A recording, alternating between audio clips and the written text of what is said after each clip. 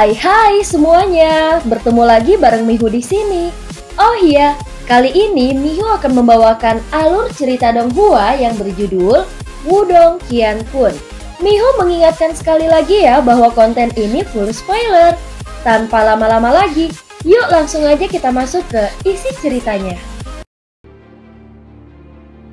Melanjutkan dari kisah sebelumnya.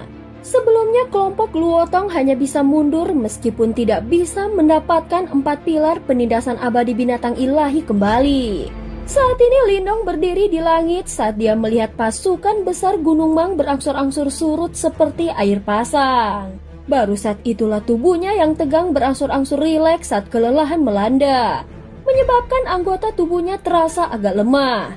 Kita juga harus pergi. Lindong menoleh dan melihat ke arah Little Flame dan yang lainnya sambil tertawa kecil dan berkata, "Iya."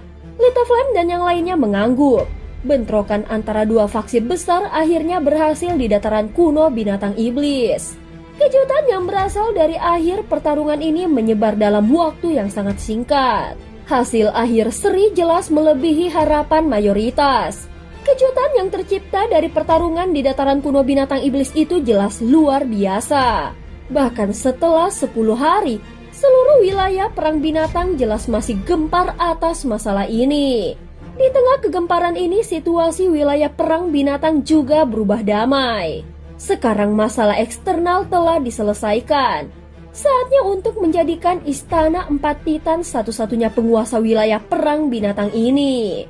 Mencapai dominasi penuh seperti ini jelas bukan tugas yang mudah. Awalnya 8 komandan iblis di wilayah perang binatang dan trio komandan iblis naga langit adalah yang terkuat di antara mereka. Selain komandan iblis sebelumnya Suzong dari Gunung Petir Dalam yang telah dibunuh oleh Lindong dan yang lainnya, masih ada 4 komandan iblis lainnya. Mereka semua adalah pemimpin yang relatif terkenal di wilayah perang binatang ini. Dan jelas menjadi penghalang bagi keinginan Istana Empat Titan untuk sepenuhnya menduduki wilayah perang binatang. Oleh karena itu, dia mengundang 4 komandan iblis ke markas Istana Empat Titans di Gunung Petir Dalam. 1 jam kemudian, keempat komandan iblis akhirnya memilih untuk sepenuhnya bergabung dengan Istana Empat Titans. Di bawah tatapan acuh tak acuh dari komandan iblis naga langit, iblis hantu condor, dan kera emas, jelas tidak terlalu sulit untuk meyakinkan keempatnya. Lindong hanya dengan tenang memberitahu mereka bahwa tidak ada lagi faksi independen lain di wilayah perang binatang di masa depan. Jika tidak, faksi seperti itu akan menjadi musuh Istana Empat Titans. Dan Istana Empat Titans hanya bisa melenyapkan musuhnya. Karenanya, hanya ada 2 pilihan bagi mereka. Bergabung dengan Istana Empat Titans atau dimusnahkan. Tentu saja, selain pendekatannya yang sombong, Lindong secara alami menjanjikan mereka beberapa keuntungan. Dengan menyerahnya 4 komandan iblis, hal-hal berikut menjadi lebih mudah untuk ditangani. Menanggapi perekrutan Istana Empat Titans, sebagian besar faksi di wilayah perang binatang memilih untuk menyerah setelah beberapa pemikiran. Singkat cerita, setelah Lindong menyerahkan banyak hal dari Istana Empat Titans ke kelompok Little Flame, dia diam-diam memasuki retret untuk memulihkan kekuatannya. Namun pelatihan Lindong yang tenang ini hanya berlangsung selama 7 hari sebelum dia dibangunkan oleh Little Flame. Lindong segera melihat ekspresi muram yang terakhir ketika dia keluar dari ruang pelatihan. "Little Flame, ada apa?" Lindong sedikit menyipitkan matanya. Seorang dari suku Marten telah tiba. Dia sepertinya dikirim oleh saudara kedua, ucap Little Flame sambil menundukkan kepalanya. Seketika mata Lindong langsung menyusut setelah mendengar kata-kata ini. Mengingat pemahamannya tentang Xiaodao, yang terakhir adalah orang yang sangat sombong dan akan mencoba untuk memecahkan masalah yang dia hadapi sendiri, tidak peduli seberapa besar masalah itu. Hahaha, sepertinya orang itu telah mengalami masalah yang sangat merepotkan, ucap Lindong tertawa. Pada saat ini seorang pria parubaya duduk dengan cemas di aula depan ketika Lindong telah tiba. Orang ini tidak asing. Dia adalah salah satu dari 3 ahli panggung samsara yang datang bersama Xiaodao di wilayah perang binatang saat itu. "Adik Lindong, aku Wuzong. Maafkan aku karena mengganggumu, ucap Wuzong. Kakak Wuzong terlalu sopan. Lindong menggelengkan kepalanya tapi matanya agak serius. Dia menatap Wuzong dan langsung ke intinya. Apakah Xiaodong mengalami masalah? Ekspresi Wuzong sama seriusnya. Dia perlahan mengangguk dan menjawab, sesuatu telah terjadi di suku. Ini cukup merepotkan untuk dihadapi. Dan Ahdiao telah memintaku untuk mengundangmu, ucap Wuzong.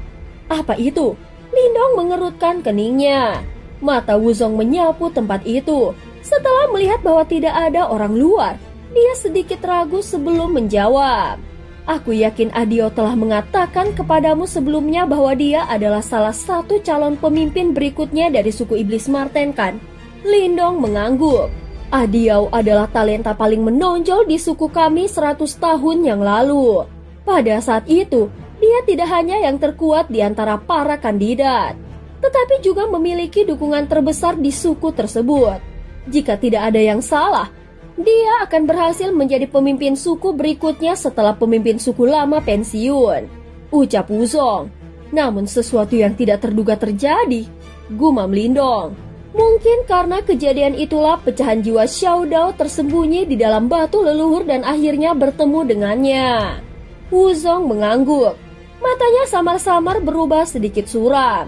100 tahun yang lalu, Ahdiao disergap oleh individu misterius ketika dia jauh dari suku.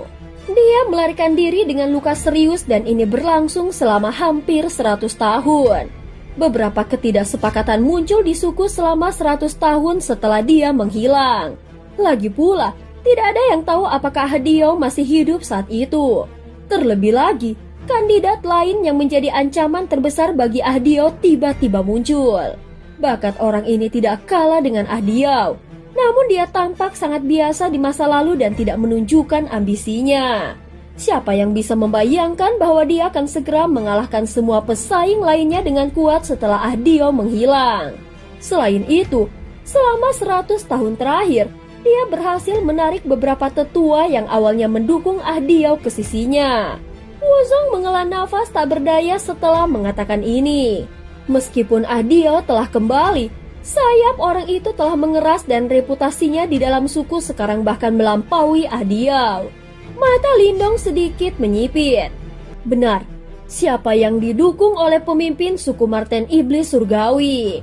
Lindong tiba-tiba bertanya. Sebagai pemimpin suku, jelas bahwa keputusannya adalah yang paling penting. Pemimpin suku tua adalah ayah Ahdiao, dan itu wajar baginya untuk mendukung Ahdiao.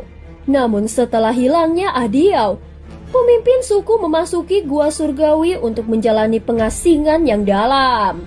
Dia belum pernah berurusan dengan masalah suku dalam 100 tahun terakhir. Saat ini, para penatua adalah orang-orang yang membuat keputusan bersama.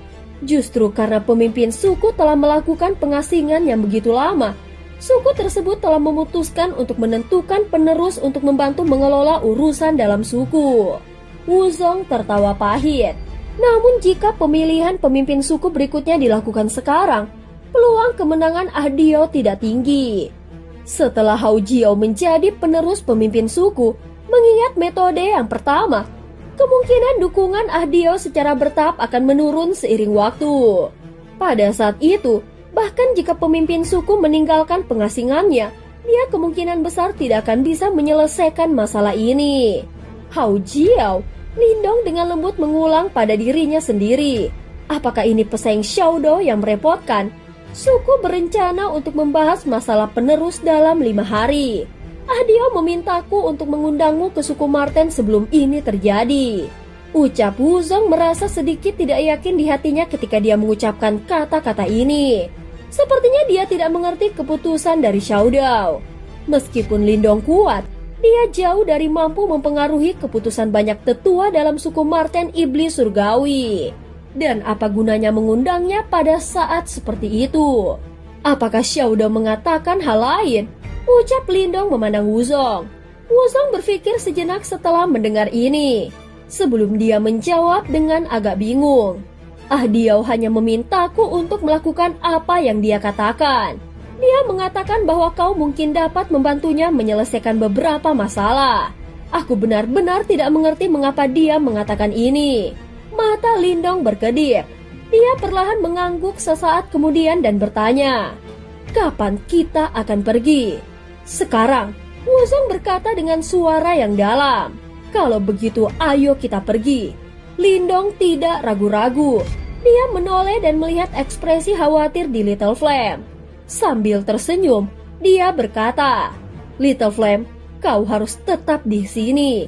Istana 4 Titans baru saja stabil dan kau masih perlu memeriksanya. Aku akan menangani masalah Xiao Dao," ucap Lindong. Little Flame hanya bisa menganggukkan kepalanya setelah mendengar ini. Dibandingkan dengan Istana 4 Titans, jelas bahwa dia lebih mementingkan Xiao Dao. Namun dia belum melangkah ke tahap samsara. Bahkan jika dia pergi, akan sulit baginya untuk banyak membantu Xiao Dao.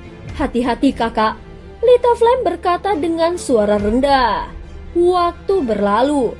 Suku Marten Iblis Surgawi terletak di area barat daya dari wilayah Iblis. Setelah 2 hari, duo Lindong akhirnya tiba di daerah Iblis suku Marten. Segera Wuzong mengeluarkan peluit, memanggil seekor condor darah besar sebagai kuda mereka. Setelah itu keduanya melanjutkan untuk melintasi banyak gunung. 1 jam kemudian, bentangan aula besar kuno muncul di pegunungan. Pada saat yang sama banyak aura kuat dan sombong juga muncul dalam persepsi Lindong.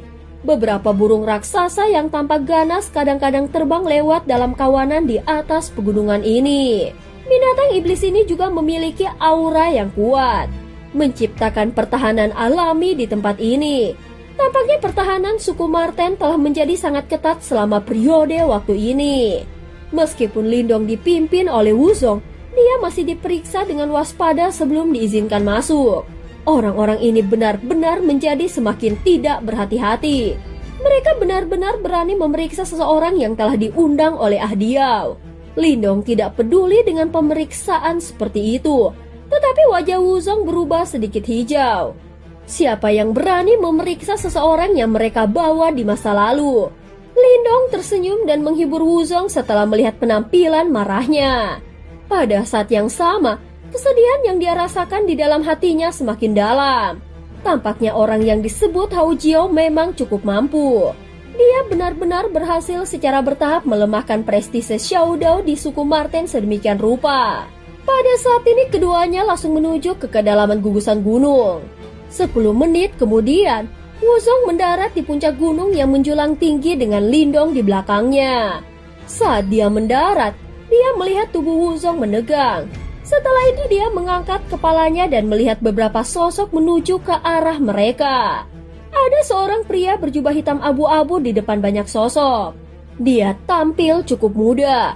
Wajahnya juga tampan tapi terlihat sedikit feminim.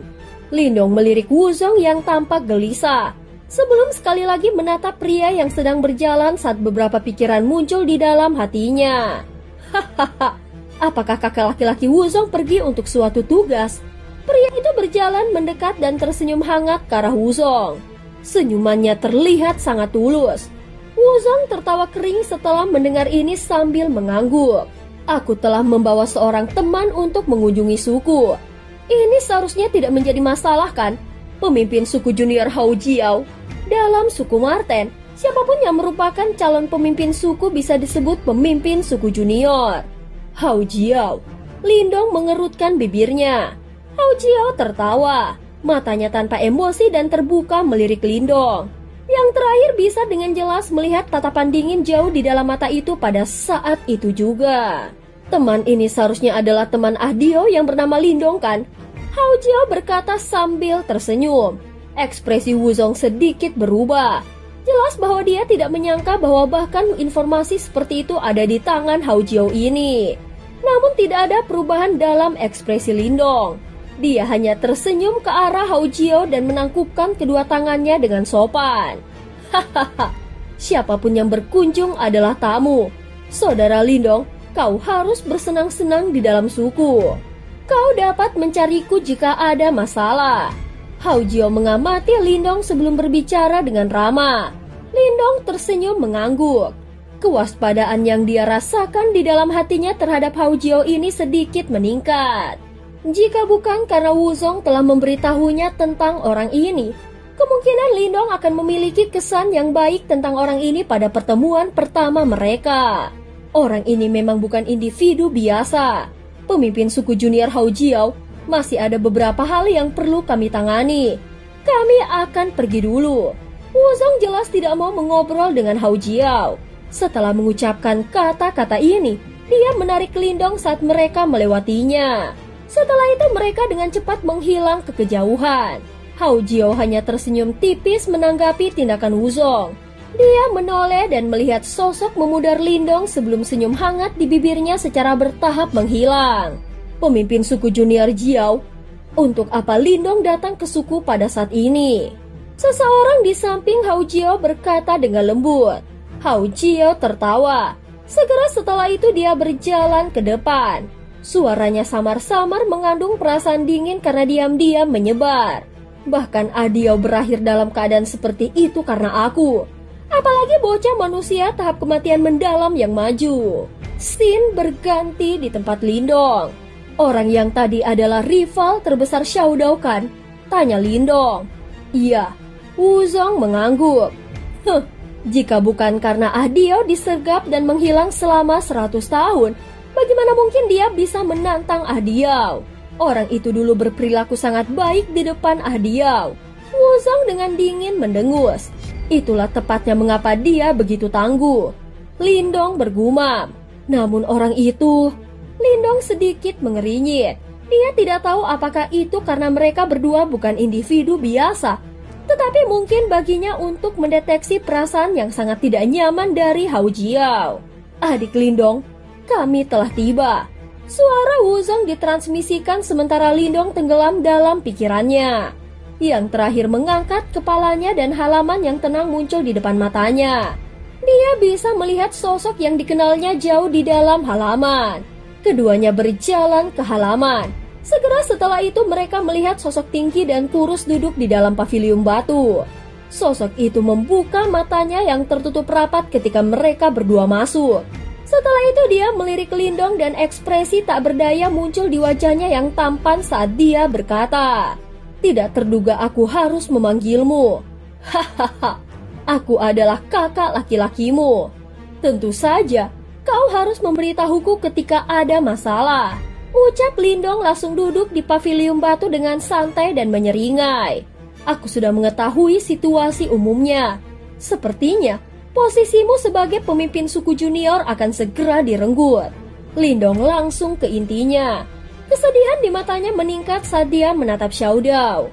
Mata kecil Xiaodao yang panjang dan sipit sedikit menyipit. Wajahnya yang tampan agak keras saat dia berbicara dengan suara sedingin es. Dia hanyalah seorang pengikut saat itu. Tampaknya ambisinya membengkak saat aku menghilang. Namun dia memang memiliki beberapa kemampuan. Xiaodao berhenti. Situasinya saat ini di dalam suku tidak bagus sama sekali.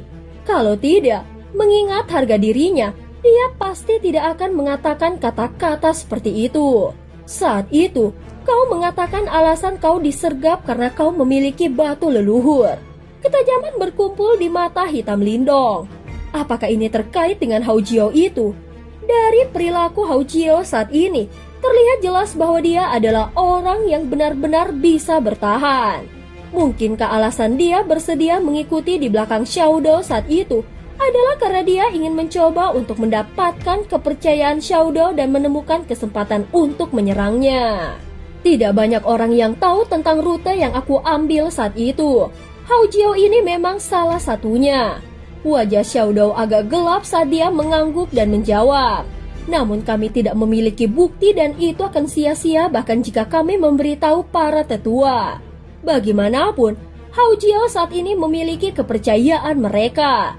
Jika aku membiarkan masalah ini, itu mungkin akan membuat para tetua percaya bahwa aku membuat alasan dalam upaya untuk merusak reputasinya. Ucap Xiaodao. Lindong mengangguk sedikit. Bagaimanapun, Xiaodao telah hilang selama 100 tahun. Prestise yang dia nikmati di suku tidak bisa dibandingkan dengan saat itu. Selain itu, Ayahnya pemimpin suku Marten saat ini masih dalam pengasingan yang sangat lama. Apa yang bisa aku bantu? Ucap Lindong memandang Xiao Dao. Segera setelah itu dia tersenyum dan berkata, aku sekarang juga adalah penatua hukuman suku naga. Status ini mungkin cukup tinggi bahkan untuk suku Martenmu. Meskipun aku tidak dapat menggunakan kekuatan suku naga, itu masih akan bisa membantumu. Ucap Lindong. Penatua hukuman suku naga? Xiao Dao dan Wuzong tercengang setelah mendengar kata-kata ini dan menatap kosong ke arah Lindong. Sebagai salah satu dari 4 suku penguasa, mereka secara alami sangat menyadari otoritas dan posisi seperti apa yang dimiliki penatua hukuman dari suku naga ini. Namun mereka tidak dapat membayangkan bahwa suku naga benar-benar memberikan posisi ini kepada Lindong.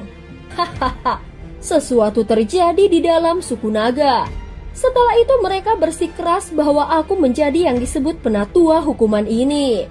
Ucap Lindong mengangkat bahu tetapi tidak menjelaskan secara rinci. Status tetua hukuman suku naga memang agak tinggi. Tetapi bantuan yang aku harapkan darimu tidak memerlukan ini. Ucap Xiao Dao sambil tersenyum. Apa itu? Tanya Lindong. Aku berharap kau pergi ke gua surgawi di mana ayahku berada dalam pengasingan yang dalam. Dia telah mengasingkan diri selama 100 tahun kali ini dan tidak ada berita apapun. Tidak ada jawaban bahkan ketika aku mengirim pesan padanya. Oleh karena itu, aku menduga bahwa dia telah menemui beberapa masalah di dalam gua surgawi. Atau mungkin aku harus mengatakan dia telah tertangkap. Ucap Xiao Dao. Apa? Wuzong di sampingnya berdiri setelah Xiao Dao berbicara. Keterkejutan memenuhi wajahnya.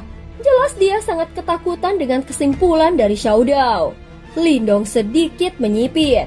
Ayah Xiao Dao adalah pemimpin suku dari suku Marten dan kekuatannya pasti sangat mengerikan.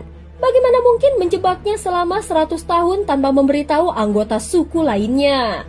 Beberapa dari orang-orang yang sangat tua di suku Marten kami sering mengasingkan diri selama lebih dari 100 tahun. Karena itu, sepertinya tidak ada yang salah dengan retret ayahku ini.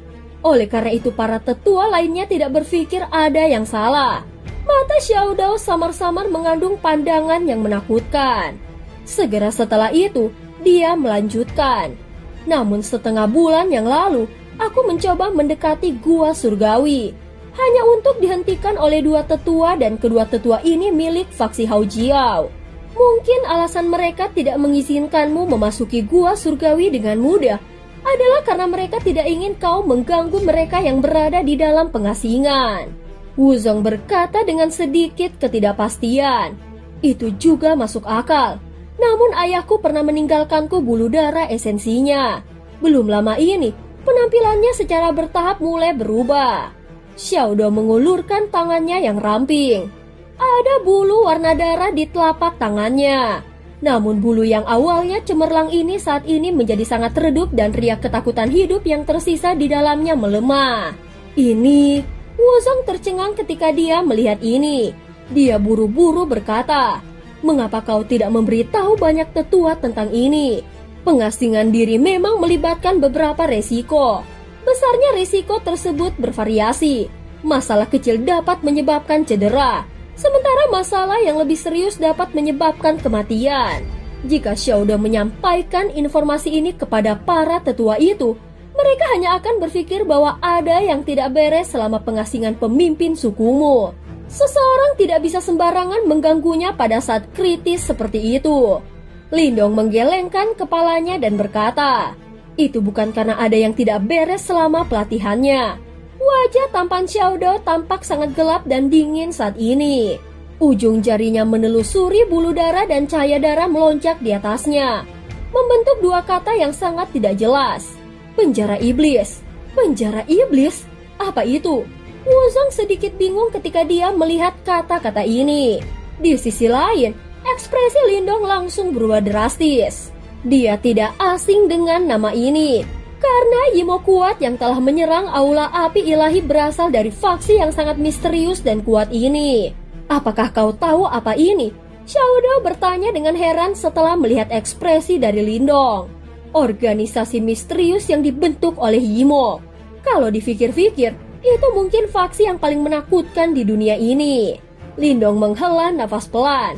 Setelah itu dia secara singkat menggambarkan pengalamannya kembali di Aula Api Ilahi. Aku bisa menebak bahwa masalah ini mungkin terkait dengan Yimo. Namun aku tidak pernah berharap bahwa itu sebenarnya sebuah organisasi. Xiaodo bergumam pada dirinya sendiri. Segera setelah itu ekspresinya menjadi ganas. Benda-benda sialan ini sebenarnya tanpa sadar telah menyerang suku Martenku. Lindong juga menghirup udara dalam-dalam saat dia menekan keterkejutan di dalam hatinya. Metode penjara iblis ini benar-benar terlalu menakjubkan. Mereka sebenarnya bisa mendapatkan akses ke salah satu dari 4 suku penguasa. Suku Marten tanpa ada yang menyadarinya. Selain itu, mereka bahkan berhasil menjebak pemimpin suku yang berada di pengasingan di dalam gua surgawi. Meskipun kekuatan penjara iblis itu dapat digambarkan sebagai mengerikan, akan sulit bagi mereka untuk menarik hal seperti itu sendirian. Kecuali Xiaodo perlahan mengepalkan tangannya yang ramping saat urat hijau menampakkan dirinya. Kecuali mereka memiliki sekutu orang dalam. Lindong menghela nafas dan menyelesaikan kalimat untuk Xiaodo. Bajingan, siapa dia? Mata Wuzong seram sementara aura pembunuh yang pekat melonjak dari dalam tubuhnya. Dia jelas sangat marah. Xiaodo tersenyum, namun senyumannya memberikan perasaan jahat. Siapa lagi yang bisa kalau bukan dia? Hao Jiao. Lindong mengerutkan bibirnya. Aku akan membunuh bajingan itu. Wuzong bangkit sementara aura membunuh melonjak. Namun dia segera duduk kembali setelah dicekal oleh Xiaodo. Dia anggota suku kita. Bagaimana kau akan membunuhnya? Wuzong mengatupkan giginya dan menjawab. Lalu apa yang harus kita lakukan? Jika orang itu benar-benar berhasil mendapatkan otoritas tertinggi di dalam suku, bukankah suku Marten kita akan tamat? Xiaodo terdiam. Dia melirik Lindong dan berkata tanpa daya. Sekarang yang bisa kami lakukan hanyalah mengandalkanmu, ucap Xiaodo. Jangan khawatir, jawab Lindong sambil tersenyum. Dan cerita pun berakhir. Terima kasih udah dengerin Mihu dari awal sampai akhir ya. Please jangan lupa untuk like, comment, and subscribe. Sampai jumpa.